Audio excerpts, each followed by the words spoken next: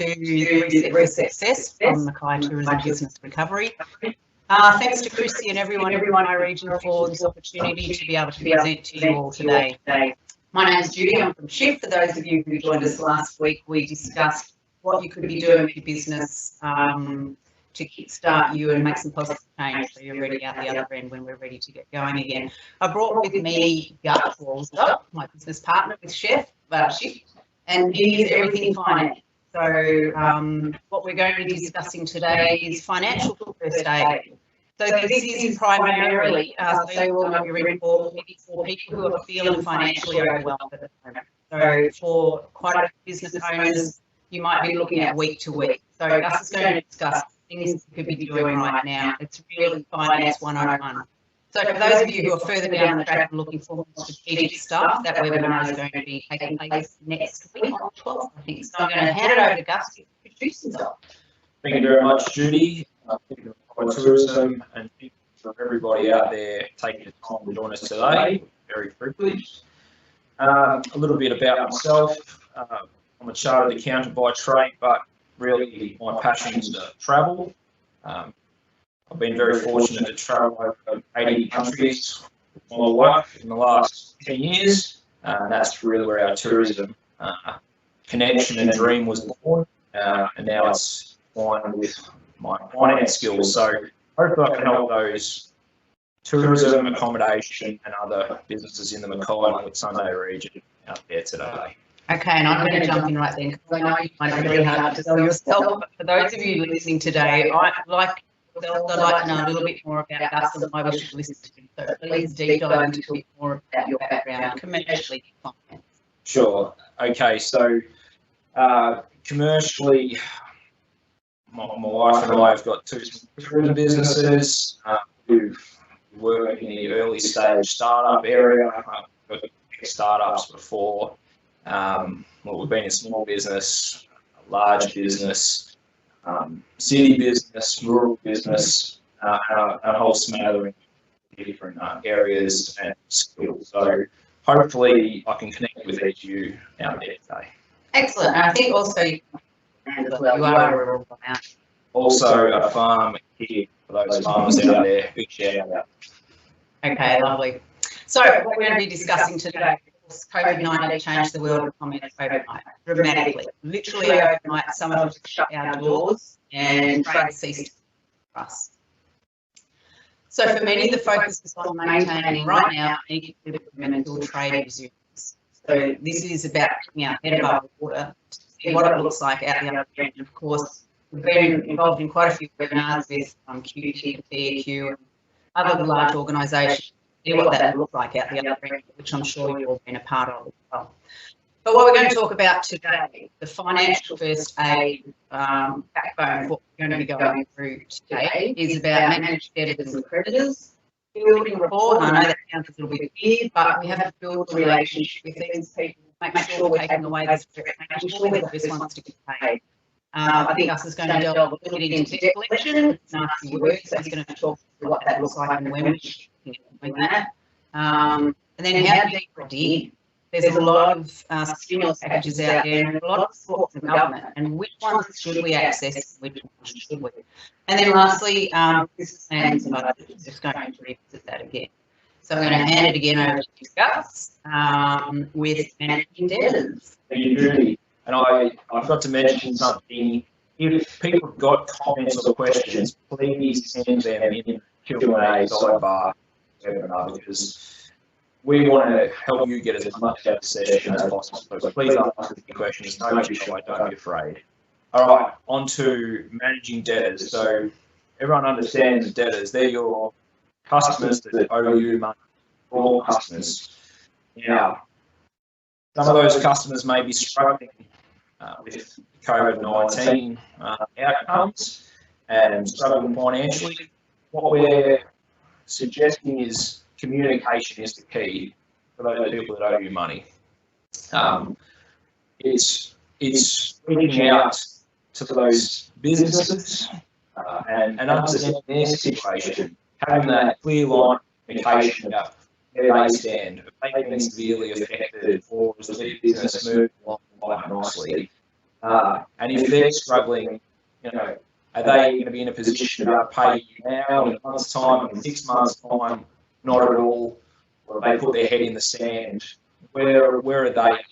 I think a beautiful outcome would be to be able to have a mutually agreed payment plan if they're struggling, and then have a dialogue each week. You know, where the plan's coming along well, payments are rolling in, you know, doing over 5 or 10 weeks or 5 or 10 months, and things are moving along. Everyone's happy. Everyone understands the situation.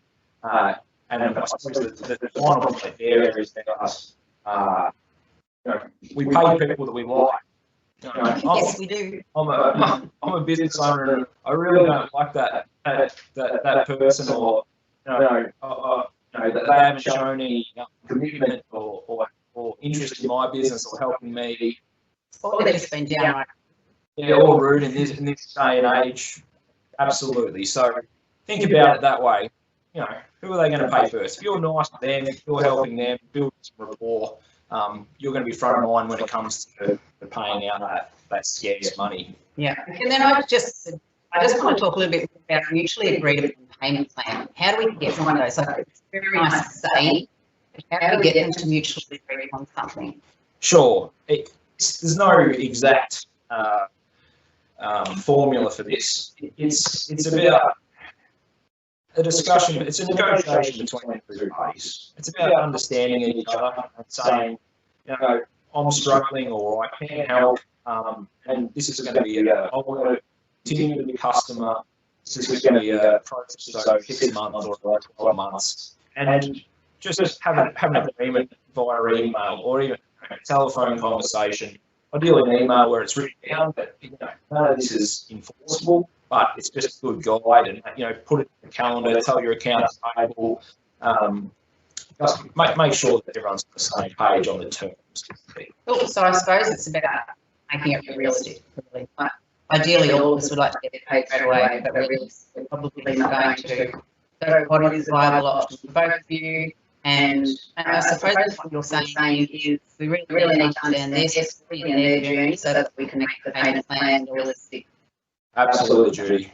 It's all back to understanding their situation. Don't just think about yourself in this time. Think about others, about what industry you're in. Think about, you know, other pressing matters. If they've got other payments that you should prioritise so they can keep their business open and then pay you. Don't jump up and down. You know, if their business is closed, you may get $0. It might be better to wait 6 months to receive your dollars. So just, yeah, think about their situation, have some empathy, and come to terms. Cool. Yep. So I suppose when we talk about building rapport, what we're really talking about is empathy and building that relationship where we fully understand their journey, they're understanding ours, and we're both stepping in rather than building that armour up, just reacting defensively the whole time. Yeah. Correct, Judy. That's it. Okay. Work together. Be nice people. Be friends to each other. Good to see some people on the chat line there. Someone just posted that there is echo on the mic. Has it improved at all? If you could just give us a little hands up whether it's getting better or not. We're working on improving that at the moment. Until then, we'll move on to managing debtors, communicating nicely. What happens when there is no response? So what happens, Gus, when we are communicating with our debtors, but they are refusing to take any calls, they're not getting back to us, there is absolute silence, and they've got their business hand. What do we do then? I think you find this is going to be quite common at this time of the world, and there will no doubt be people that are not communicating for one reason or another. Some people will not want to, some people will want to get away from it, some people have it buried in the sand. I think to answer your question, again, it comes back to communication. Send them a nice email, leave them a voice message, reach out to them, and come across in a sympathetic way, again, to understand their situation, and make proper suggestions, just as we talked about, taking them to a payment plan, what situation can we help you out, and then, as we say here on the slide there, have you grants, subsidies? What's possible for your business? So then they help themselves, they can help you. Is the key here. And then to go one step further, have they, if you can bring them to the table, you suggest things like contacting the banks, looking at loans, things that you've done or been proactive in your business doing. Can you help them get across that line or across that cash flow crunch to then be able to pay you? Okay, did we want to delve into a little bit more about subsidies, grants, funding, banks, Sure. loans, commercial agreements, stuff like that? Absolutely. I hope everyone out there who's got a loan pre-COVID has reached out to that bank or that loan provider.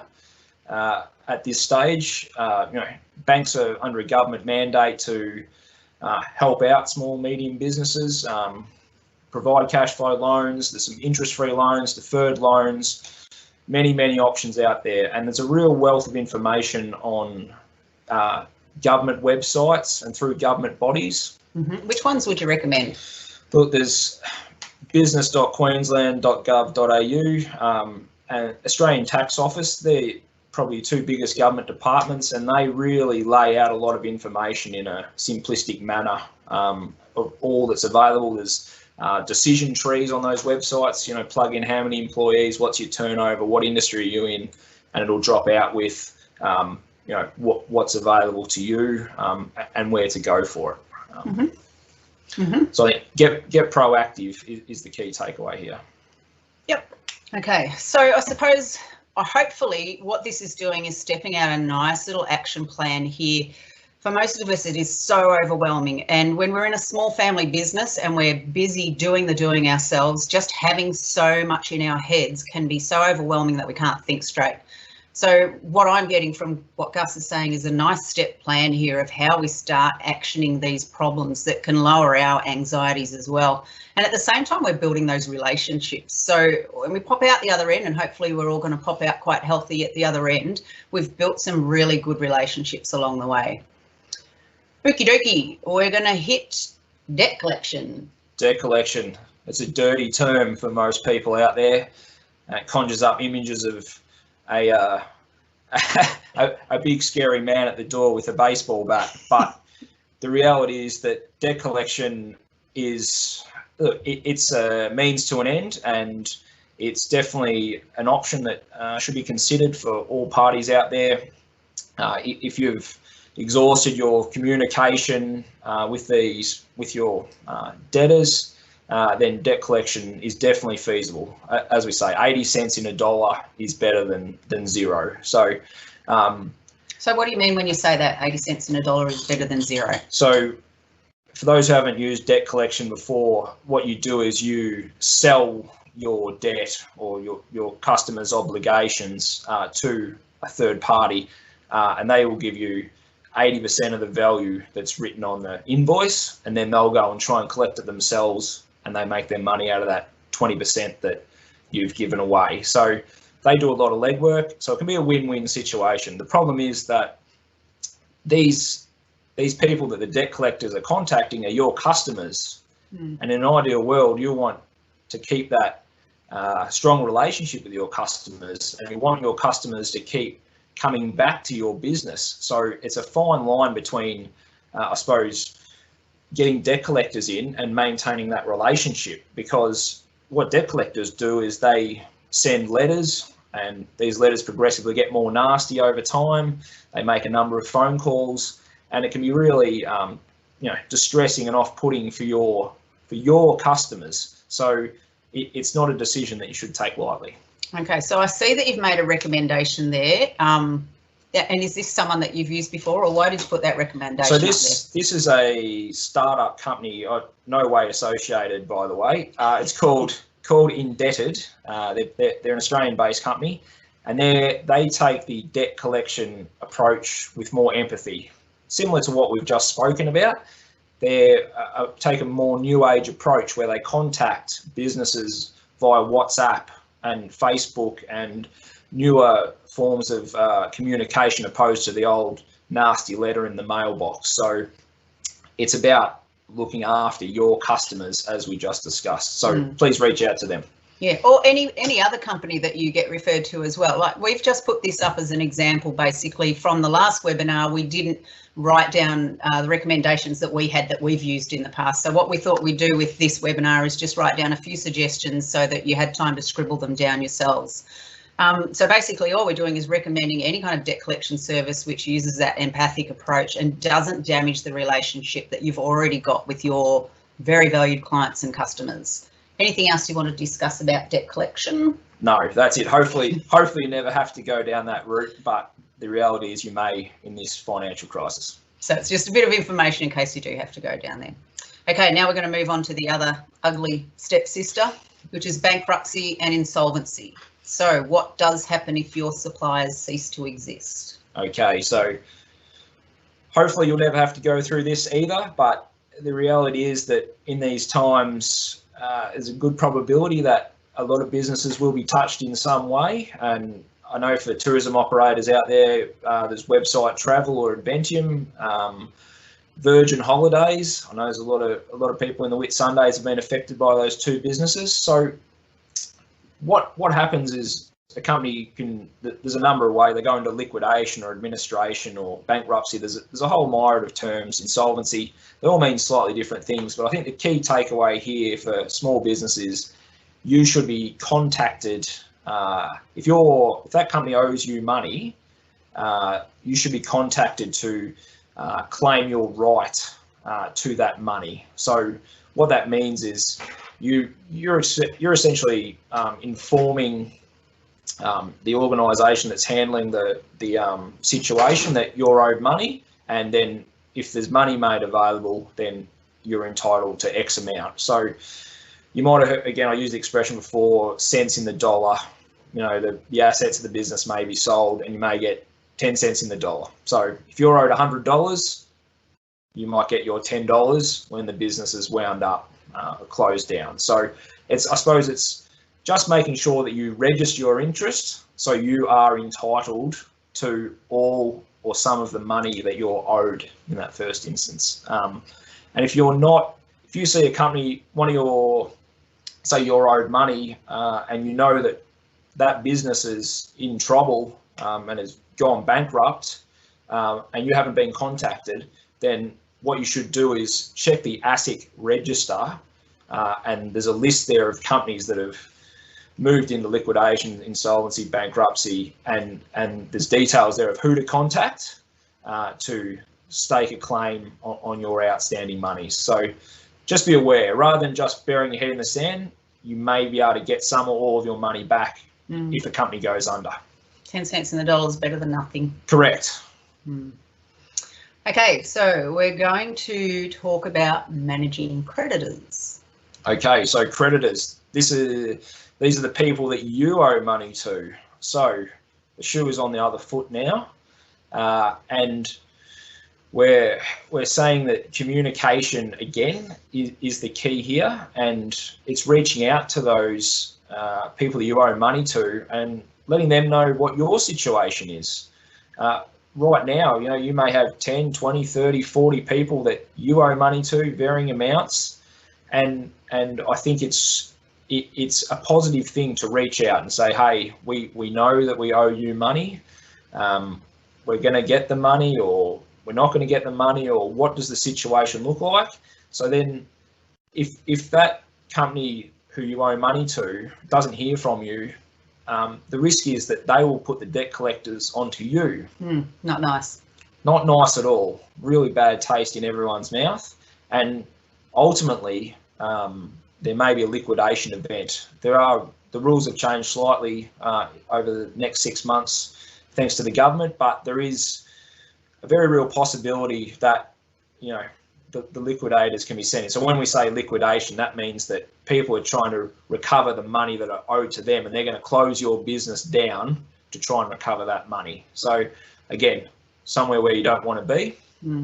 As we touched on earlier, please exhaust all your options right now. There's so many grants, packages, subsidies, rent reliefs, banks, state government, local government, federal government. Please look at all options. And if you're not sure where to start, please contact us or contact someone else in your trusted network and get an idea of where these possibilities are so you can move forward and understand your situation.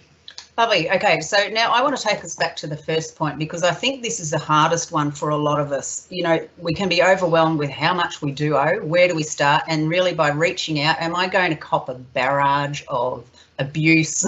What am I going to cop from the other end? Now, I know that you've been in this industry for a long time. Yes, he's young and he doesn't look like it. However, he has been in the industry a long time. What would you be expecting at the other end? If I owe you a lot of money, what is the phone call that you're expecting from me that's going to stop you from giving me a mouthful? What do you need me to say? You, at the other end, it's having, again, it's that empathy, and it's the thank you for reaching out, and thank you for, you know, being a customer, because you've bought goods from them, so they, on the other end, they want you to keep buying from them into the future. So it's not just a one-way street. It's maintaining that relationship, because they're going to want you to pay, obviously, and they're going to want you to keep buying their services or their goods in the future. So you shouldn't get a barrage on the other end. If you are getting a barrage, maybe you're dealing with the wrong people. Yeah, true. There's always going to be people out there like that, but someone rang me up and said, this is the situation, you know, the world's in a difficult place. Let's get through it together. Do we need a payment plan? And just understanding each other. Who knows? They may be in a strong situation. They may not need to be paid. That'd be lovely. That's it. They may be booming. They may be selling masks to hospitals. True. And they're okay. Just pay us in 6 months. That's fine. So, again, understanding their situation and remembering that you're their customer. Yeah. I would also add to that, we deal a lot with conflict mediation and management in this company, and take the threat off the table. If you lead with the end goal at the start, my goal is to ensure that you are paid, that takes that threat off the table and opens their ears up to what you've got to say. So start your conversation with the end goal as the very first thing you say. Hi, I'm so-and-so reaching out. I understand I owe you money. My goal today is to get you paid. This conversation is about how we're going to do that, what terms they are, what's the payment plan that works for both of us. So lead with the end in sight is probably how I would recommend as well. Very, very good point, Judy. Okie dokie. Okay, let's deep dive into the next one, which is if you're struggling for cash flow and looking to prioritise which debts to be paid. What do we do here, Gus, please? Okay, so this is the getting down into the science a little bit. We're in a lot of, everyone's got money coming in and money coming out. You're owed money, you owe money to people. So I think a very basic exercise, I mean, you can do this as fancy or as basic as you like, is just listing who you owe money to and who owes you money. And then getting an idea of which one of those individuals are critical to your business, and try and order who you're going to pay first, or are you going to pay them in increments?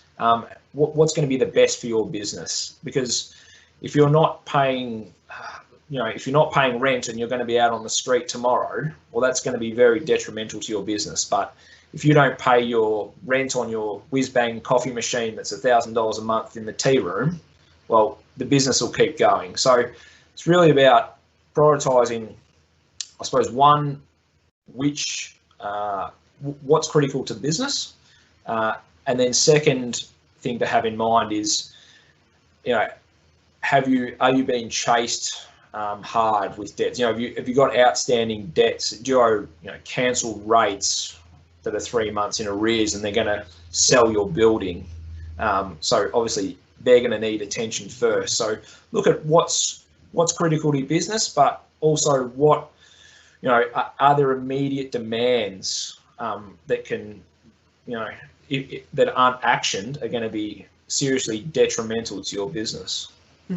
Also, can I just suggest anyone that you've got any questions while we're having a chat about this, please just post them in that little chat column to the side there.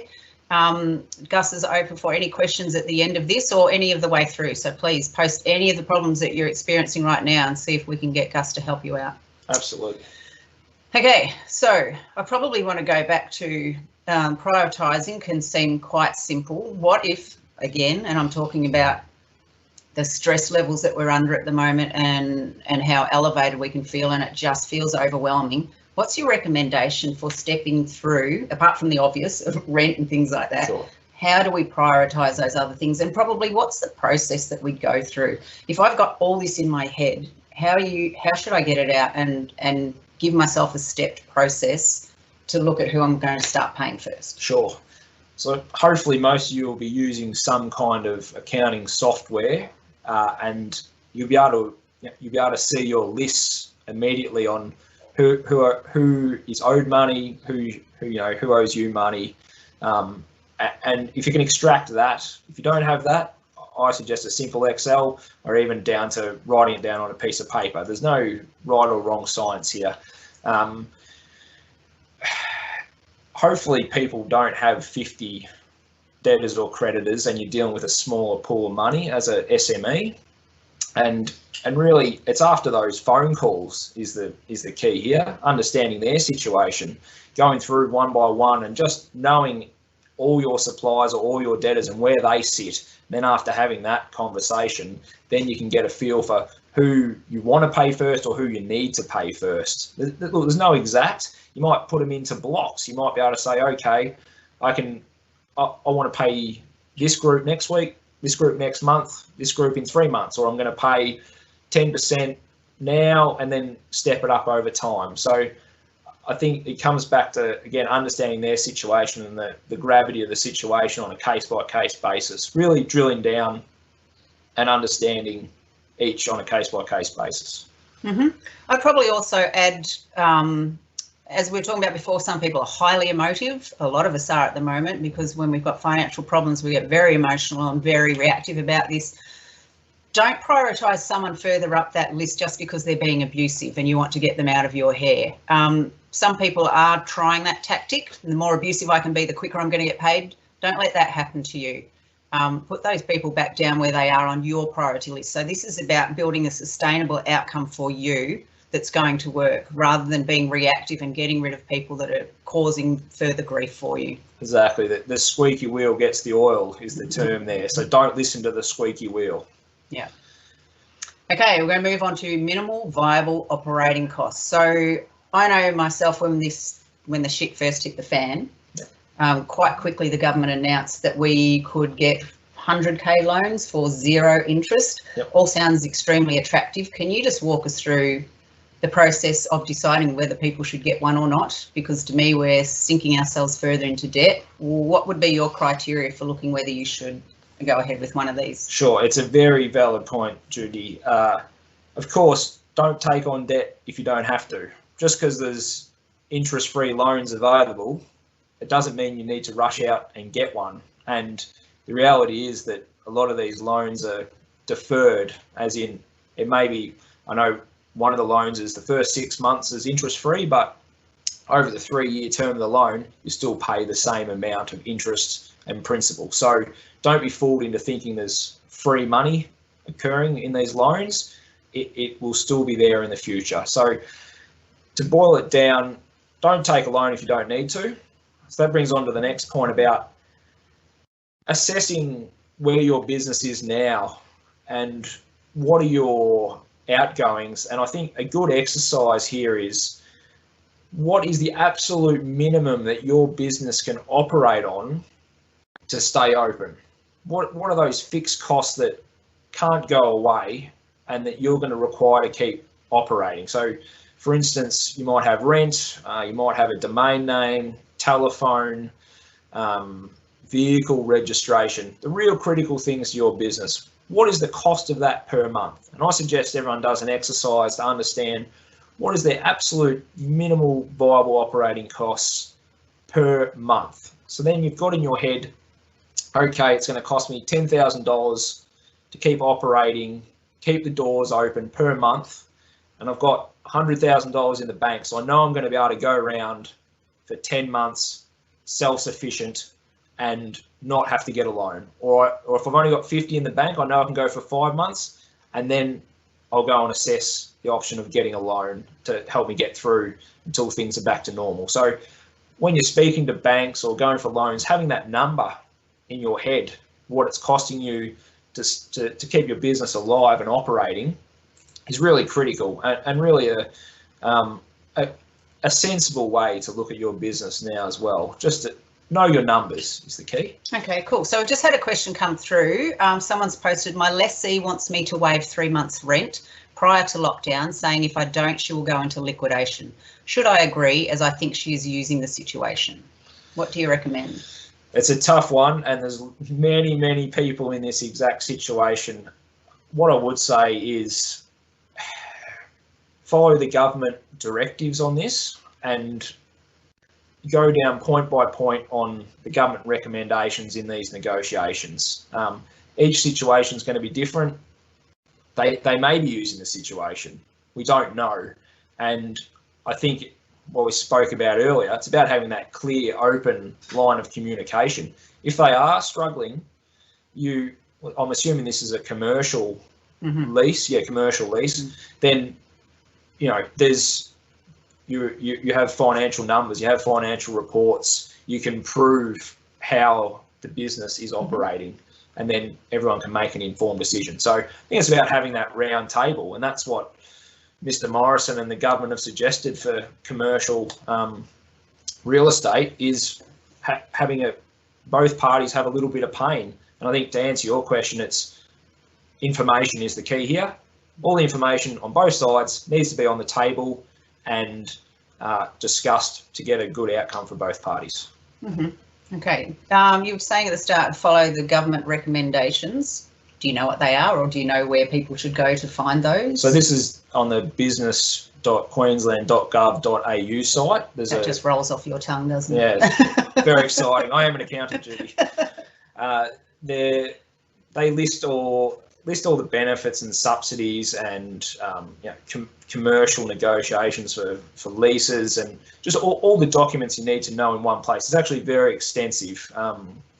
It's not a sexy website, but everything is there in a easy to follow and click through manner.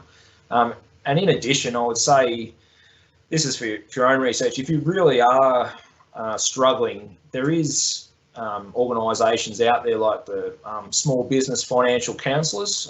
You might know them as the rural financial counsellors that operate throughout Queensland, and they're a free service that they were created to, in the first instance, help fishermen and agricultural enterprises that were in trouble, and now it's been funded into the mainstream. So I know there's a small business financial counsellor in Mackay, and their sole role is to help businesses that are struggling and badly struggling work their way through options and debts and how to get out of it. And secondly, speak to your trusted advisors. I mean, if you've got a good relationship with your accountant or your lawyer or a financial planner or a financial advisor, reach out to them. Don't put your head in the sand. This is not the time to put your head in the sand.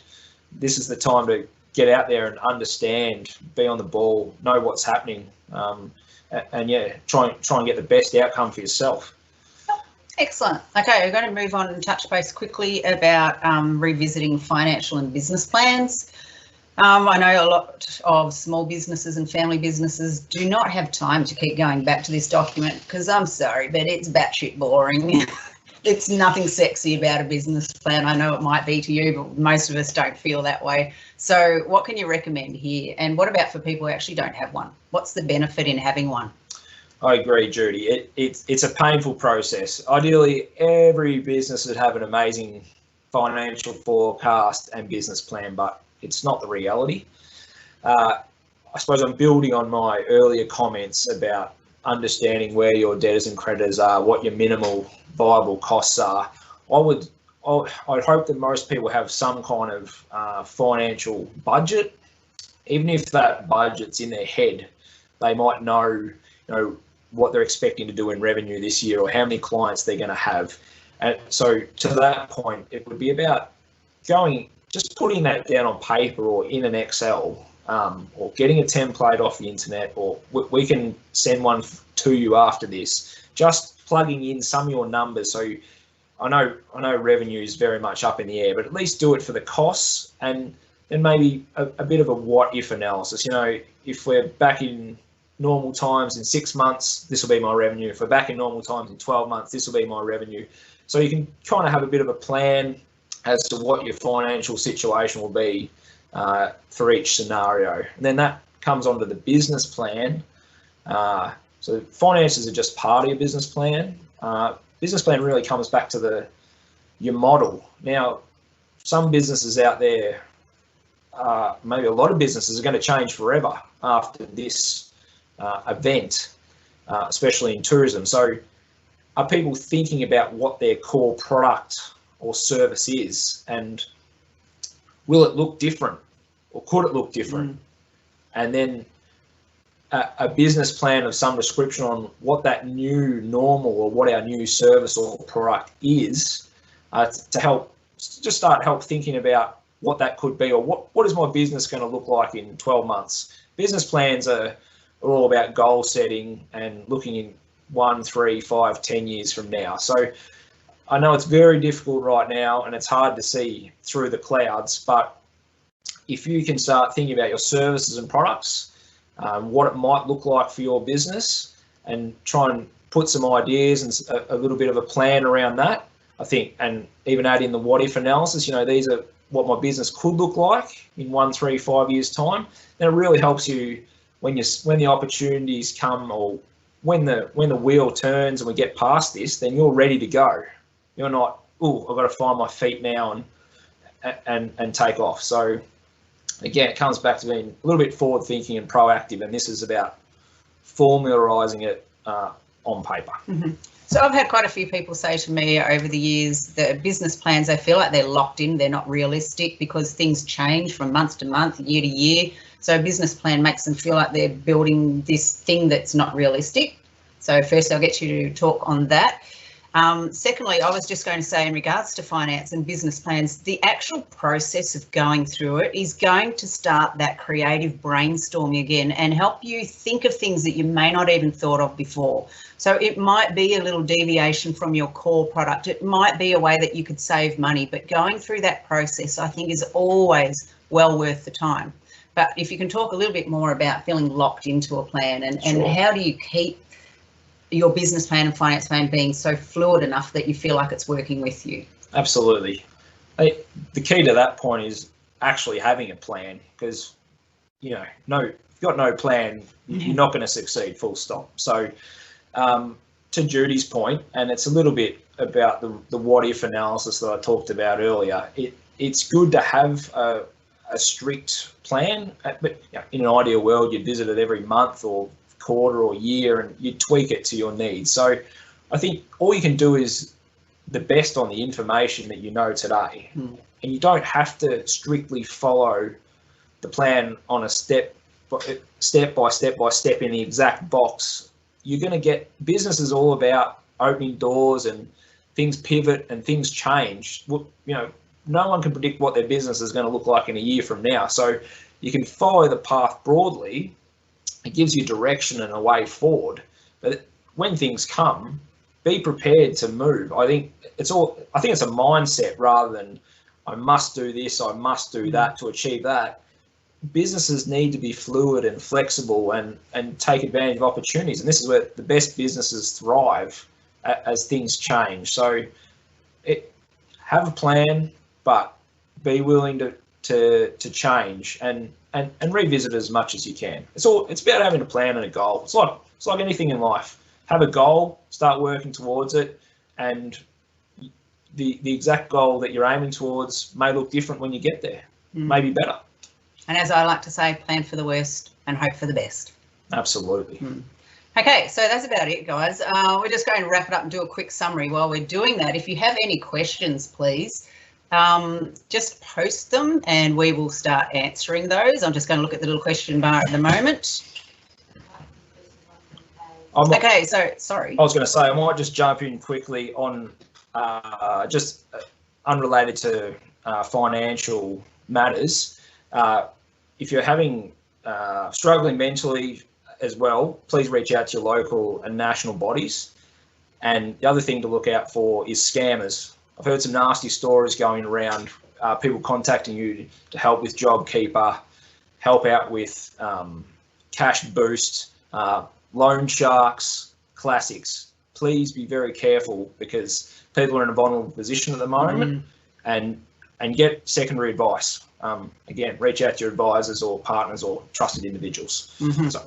Okay, so Taz, we're just going to address yours. Nice of you to watch. Hope you're doing well. You've posted markets will not come back strongly at first. No, they will not.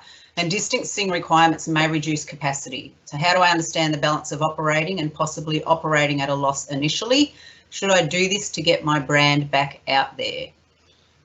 It's a great question and very practical, Taz. Thank you. Depends what type of business you're in. Of course, you want to comply with the distancing regulations and certainly do that, understand how that affects your business. I know everyone's keen to get operating as fast as they can. However, your point there about operating at a loss, it's a very valid question. I would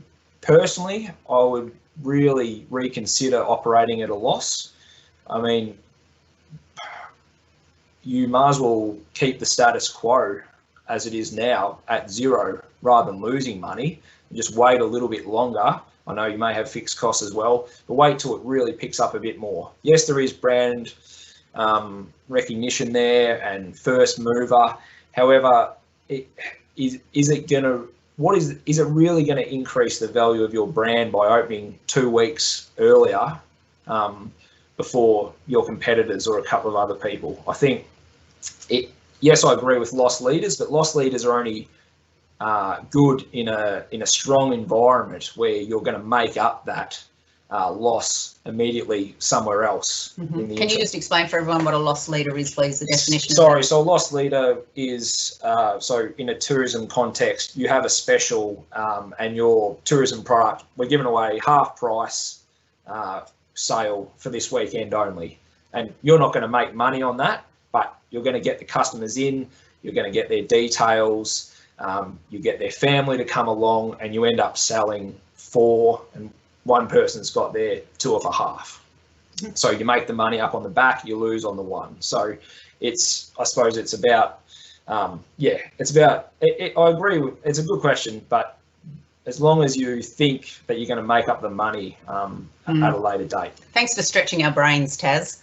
So basically for myself, it would be, I wouldn't be willing to lose money for an indefinite amount of time. And because we have no crystal ball here, I probably would sink a little bit of money into maintaining my brand through social media and marketing and online, because we don't know how long, if you start up, you're going to be losing money for. So, okay, Chrissy also posted, Kenny mentioned Mackay Tourism is offering some complimentary one-on-one mentoring sessions through Shiift, which is an awesome program. So myself, Gus, we also have a strategy analyst and a HR specialist.